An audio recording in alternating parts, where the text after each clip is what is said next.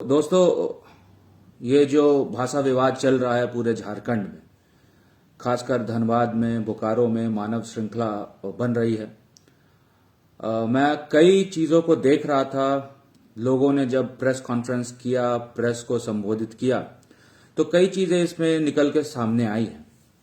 प्रमुखतः जो मांग है धनबाद और बोकारो के युवाओं की, वो ये है कि वो चाह रहे हैं कि अपने जिला स्तरीय जो उनकी नियुक्तियां होनी है 3rd, 4th ग्रेड एम्प्लॉयमेंट की, उसमें भोजपुरी ना हो, मगही ना हो, और उसमें कुरमाली, खोटा, इसकी प्राथमिकता, इसको मजबूती के साथ वो लोग नियमावली में डाले।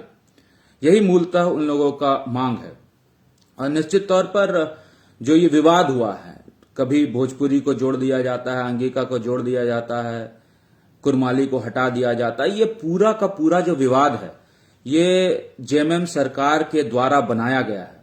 जेएमएम सरकार में राजद, कांग्रेस, जेएमएम, ये तीनों घटक दल मिलकर ये पूरा का पूरा विवाद उन्होंने खड़ा किया है।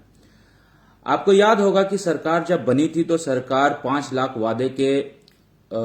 लाख नौकरियों के वादे से बनी थी। सरकार जब बनी थी तो कहा था कि हम घर घर सरकारी नौकरी देंगे। सरकार जब बनी थी तो कहा था कि हम लोग 1932 से खतियान लागू कर देंगे। सरकार जब बनी थी तो कहा था कि हम लोग नई नियमावली निकाल देंगे। सरकार जब बनी थी तो उन्होंने कहा था कि हम लोग बेरोजगारी भत्ता देंगे। तमाम वादों के साथ सरकार बनी थी। और जब सरकार बनी तो उनको ऐसा लगा कि ये जितने भी वादे हम लोगों ने किए हैं वो इस जन्म में तो संभव नहीं हो पाएगा। तो उन्होंने कहा तीनों घटक दल फिर मिले, फिर कहा कि ठीक है, कोरोना का बहाना दे देते हैं। कोरोना का बहाना के बाद फिर हम लोग चीजों को यथावत 1 साल तक छोड़ देंगे। वही हुआ। कोरोना का बहाना उन्होंने देकर अपने बातों को, अपने वादों को टाला, 1 साल तक टाला। फिर जब ट्विटर पे, फेसबुक में बेरोजगारी ट्रेंड होने लग गया, लोगों ने आक्रोश व्यक्त किया, लोग सड़क पर आ गए, तब उसके बाद क्या हुआ? उसके बाद सरकार ने एक नया शगुफा छोड़ दिया। सरकार ने कहा कि ठीक है, जो युवा हैं उसमें आक्रोश व्याप्त है, तो हम लोग एक काम करते हैं, हम लोग इस वर्ष को नियुक्ति वर्ष घोषित कर देते हैं। 2021 को उन्होंने नियुक्ति वर्ष घोषित कर दिया। नियुक्तियां कैसे होगी, नियमावली कैसे बनेगी, किस आधार पर स्थानीयता का डिफाइन होगा, इसकी सोच किए बगैर उन्होंने 2021 को नियुक्ति वर्ष घोषित कर दिया। हुआ भी, आपको भी पता है, 2021 नियुक्ति वर्ष हो गया। लेकिन एक फिर मुहावरा निकल के आया, गरम रोटी तवा में, नियुक्ति वर्ष हवा में। मतलब कि कोई सरकार के पास सोच नहीं थी, विजन नहीं थी, लेकिन सरकार ने इसको आनन फानन में नियुक्ति वर्ष घोषित कर दिया। जब 2021 भी पूरा हो गया, उसके बाद लोगों ने, युवाओं ने फिर उनसे सवाल किया। सवाल क्या किया कि 2021 वर्ष जो आपने नियुक्ति वर्ष घोषित किया था, आखिर नियुक्तियां हैं कहां? तो सरकार एक असमंजस की स्थिति में फंस गई और सरकार ने फिर कहा कि देखो, ऐसे काम नहीं चलेगा। हम लोगों को युवाओं के मुद्दों को भटकाना होगा। युवाओं का मुद्दा आज की डेट में अगर रोजगार है तो इनको आपस में लड़ाना होगा। भाषा के एक भाषी से दूसरी भाषी को लड़ाकर, मुद्दे से भटकाकर कामों को हम लोग और खींच लेंगे, 2-3 साल और पूरा कर लेंगे, सत्ता का सुख भोग लेंगे, जितना पैसा बटोरना है बटोर लेंगे, और उसके बाद जब चुनाव आएगा तो फिर हम ये बोल देंगे कि अब तो चुनाव आ गया, अगले टर्म में हम लोग देखेंगे। ये सरकार का सोच प्रतीत होता है। मेन मुद्दा कहां से शुरू हुआ? मेन मुद्दा शुरू हुआ कि आपको पता है कि सबसे पहले कोई भी नियुक्तियां करने के लिए जरूरी है स्थानीयता को डिफाइन करना। रघुवर दास की सरकार ने 1985 को स्थानीय घोषित किया, लेकिन जब चुनाव चल रहा था तो जोर शोर से यहां के जेएमएम के, राजद के, कांग्रेस के लोगों ने कहा कि हम लोग 1932 के खतियान को ही लागू करेंगे, या लास्ट सर्वे सेटलमेंट को ही हम लोग स्थानीय मानेंगे। तो आपने घोषणा कर दी, आप सत्ता में भी आ गए, लेकिन जब स्थानीयता को डिफाइन करने का बात आया तो उसमें आप 1932 के खतियान को लागू करने में असमर्थ हो गए। इसलिए आप असमर्थ हो गए क्योंकि आपके साथ कांग्रेस भी है, आपके साथ राजद भी है। वो नहीं चाहता कि 1932 के खतियान को आप लागू करें। इसीलिए सरकार चाहते हुए भी, सोचती भी है 1932 का, उनके मैनिफेस्टो में भी है, जेएमएम के मैनिफेस्टो में भी है 1932 के खतियान को लागू करना। लेकिन चाह कर भी सरकार नहीं कर पाएगी क्योंकि सरकार के साथ घटक दल है। इसीलिए सरकार 1932 के खतियान को, स्थानीय को लागू करने में सक्षम नहीं होगी और नहीं कर पाएगी, सिर्फ बयानबाजी करेगी। अब इससे क्या होगा, अगर आप स्थानीय को डिफाइन नहीं करेंगे, नियोजन नीति को डिफाइन नहीं करेंगे, तो आप नौकरियों में विवाद पैदा कर देंगे, जो विवाद हो गया। रघुवर दास की सरकार में हम लोगों ने कई एक ऐसी भाषा है जिसको द्वितीय राजभाषा का दर्जा दिया, उसमें कई भाषा शामिल है।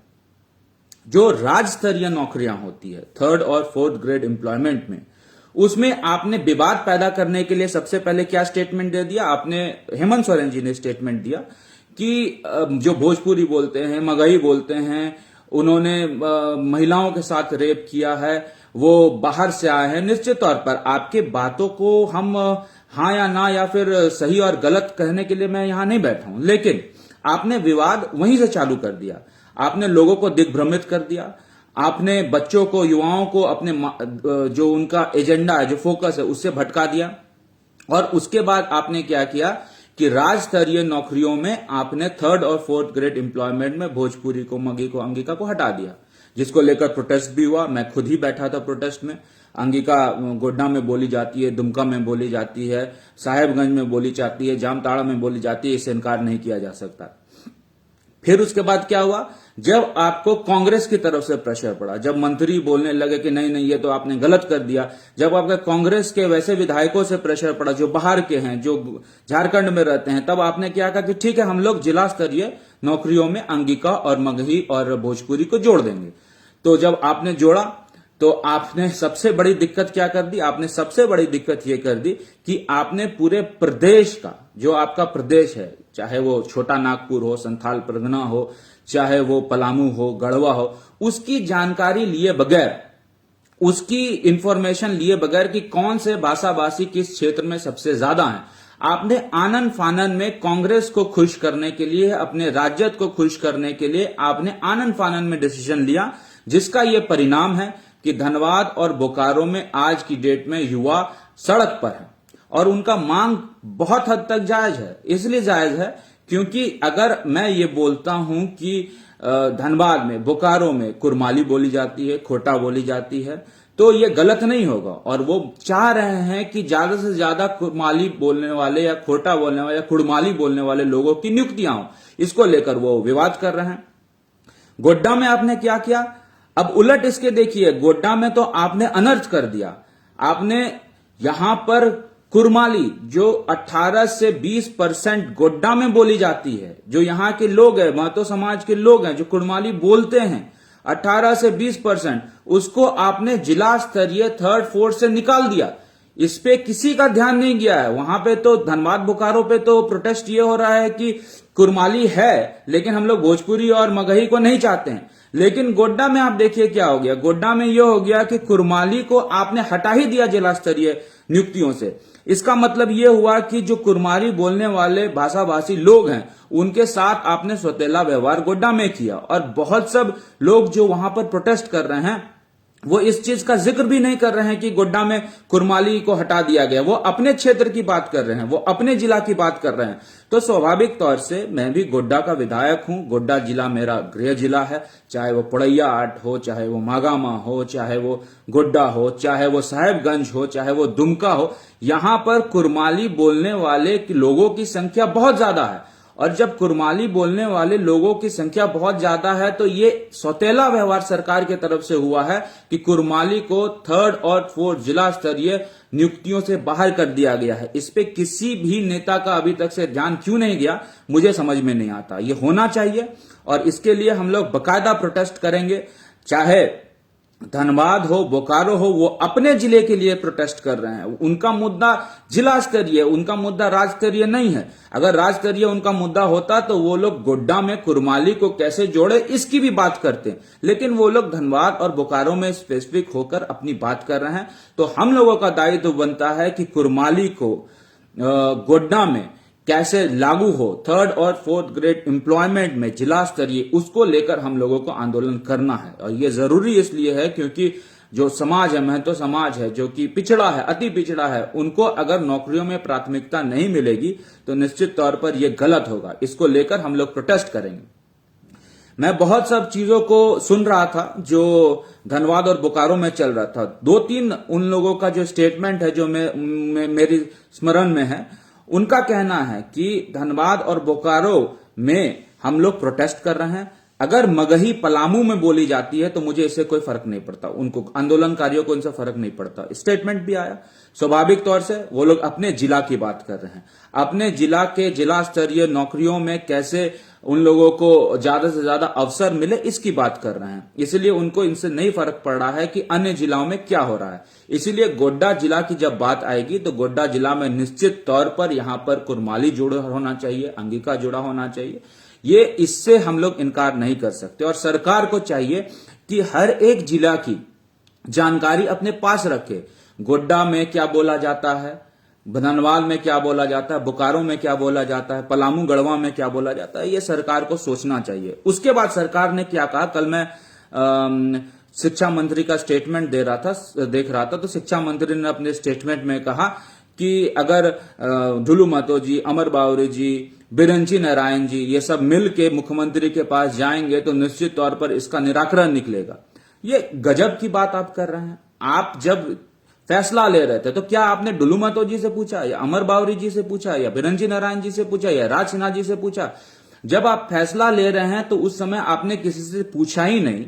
तो आप जब आपके गले की हड्डी बन गई है ये चीज, तो आप क्यों बोल रहे हैं कि ढुलू महतो जी, राज सिन्हा जी, अमर बावरी जी और बिरंची नारायण जी वो मुख्यमंत्री जी के पास जाके अपना प्रस्ताव रखे? मतलब करे कोई और, भुगते कोई और। आपका बच्चा अगर पलंग में सुसु कर रहा है तो उसको साफ करने के लिए आप पड़ोस की मम्मी को बुलाएंगे क्या?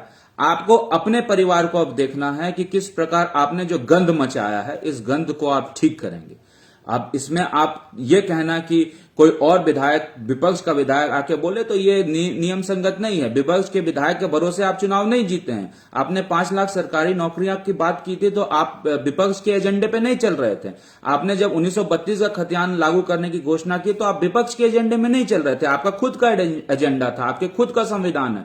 इसमें आपको चाहिए कि अगर आप ये चाहते हैं कि 1932 का खतियान लागू करें तो उसको लागू करके आप नौकरियां दीजिए। आप बिना लागू किए नौकरियां देंगे, सृजन करेंगे तो 1932 का स्थानीय लोग निश्चित तौर पर फिर उसमें आवाज उठाएगा। और अगर आप सिर्फ स्थानीयता को डिफाइन कर देते हैं उसके बाद नियुक्तियां देते हैं तो निश्चित तौर पर यह विवाद जो आपने उत्पन्न किया है वो बंद होगा। आप अपना पहले जो आपका सोच है, जो आपका विजन है उसको स्पष्ट करें कि हम क्या चाहते हैं, उसके बाद उसी के आधार पर आप काम करें। और जब आपका स्थानीयता, जो भी आपका स्थानीयता हो, हम ये नहीं बोल रहे हैं कि स्थानीयता क्या होनी चाहिए नहीं होनी चाहिए। अगर आपको लगता है 1932 का स्थानीयता होनी चाहिए तो आप उसको लागू करें। आपको लगता है कि लास्ट सेटलमेंट की स्थानीयता होनी चाहिए उसको लागू करें। आपको लगता है कि भाजपा की स्थानीयता ठीक है तो उसी को रहने दें। लेकिन आपको अपना स्टैंड क्लियर करना पड़ेगा और उसके बाद ही नियुक्तियां करनी पड़ेगी। मैं आपको बस इतना कहना चाहता हूं कि विवाद करके, लोगों के बीच में फ्रिक्शन करके आप राजनीति में सफल नहीं हो सकते हैं। क्षणभंगुर आपको सफलता जरूर मिलेगी, थोड़े दिन तक आपको मजा जरूर आएगा, लेकिन फिर उसके बाद आक्रोश जब होगा तो उस आक्रोश को भी आपको ही झेलना है, सत्ता पक्ष को ही झेलना है। और जिसका यह परिणाम है, एक तरफ आप अंगिका भोजपुरी को गाली देते हैं और दूसरी तरफ प्रेशर में आके अंगिका भोजपुरी को और मगही को फिर जोड़ देते हैं, जिसके कारण ये विवाद होता है। कभी हटाते हैं, कभी जोड़ते हैं, कभी हटाते हैं, कभी जोड़ते हैं। यही चल रहा है आपके सरकार में, इसलिए यह गलत है, इसको करें।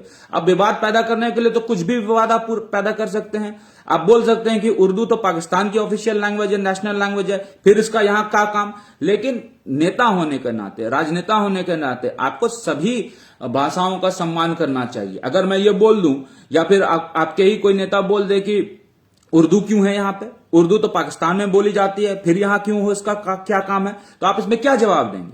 इसीलिए सभी समाज के लोगों का आपको हित देखना है, सभी भाषाओं का आपको हित देखना है और सभी भाषाओं का हित देखकर पूरे प्रदेश की जानकारी लेकर अगर आप काम करते हैं तो मुझे ऐसा लगता है कि वो सार्थक होगा। अगर आप पॉलिसी बनाते हैं तो मुझे ऐसा लगता है वो सार्थक होगा। सबसे पहला मैं सरकार को एडवाइस देना चाहूंगा कि आप बयानबाजी से बचे। जितना बयानबाजी करेंगे उतना यहाँ के राज्य के हित में ये उपयोग में नहीं आ पाएगा। इसलिए अगर आपने ये कहा है कि हम स्थानीयता को डिफाइन करेंगे तो आप स्थानीयता को सबसे पहले डिफाइन करें। अगर आपने कहा है कि भाजपा की नियोजन नीति गलत है तो अपनी नियोजन नीति बनाएं।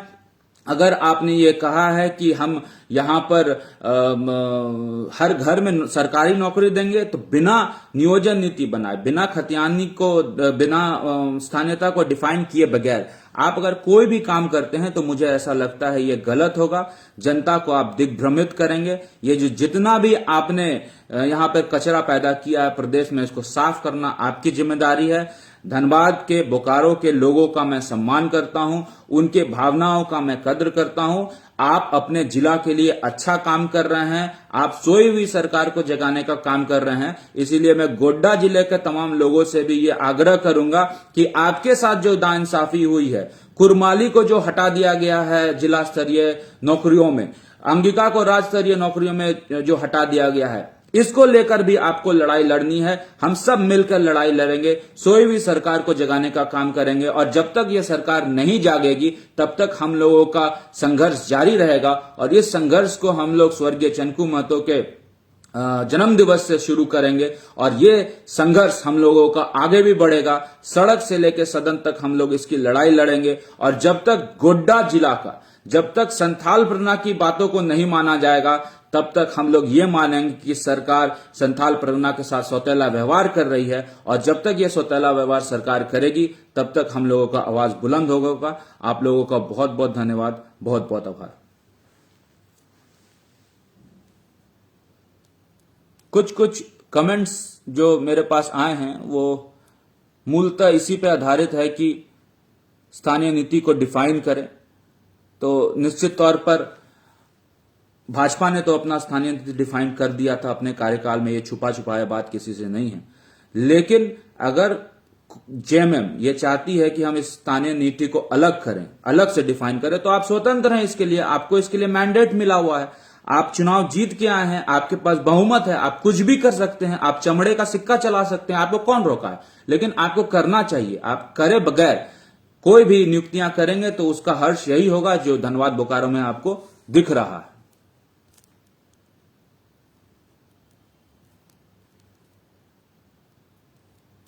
गोड्डा डिस्ट्रिक्ट में भोजपुरी नहीं बोली जाती। निश्चित तौर पर पूरे हर जिले का अपना अलग अलग बनावट, हर जिले का अपना अलग अलग भाषा है। अगर यहां भोजपुरी नहीं बोली जाती है तो इसको जिला स्तरीय नौकरियों में इसका कोई यहां पर मतलब नहीं है।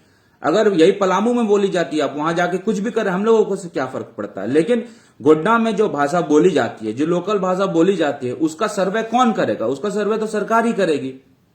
कुरमाली है यहाँ पे लोकल भाषा जो महतो समाज के द्वारा बोली जाती है। यहाँ पर अंगिका है जो लोकल भाषा, ये गैर आदिवासी समाज के द्वारा बोली जाती है। इनफैक्ट अंगिका तो मुसलमान भी बोलते हैं, महतो भी बोलते हैं, और गैर आदिवासी भी बोलते हैं, और आदिवासी भी बोलते हैं।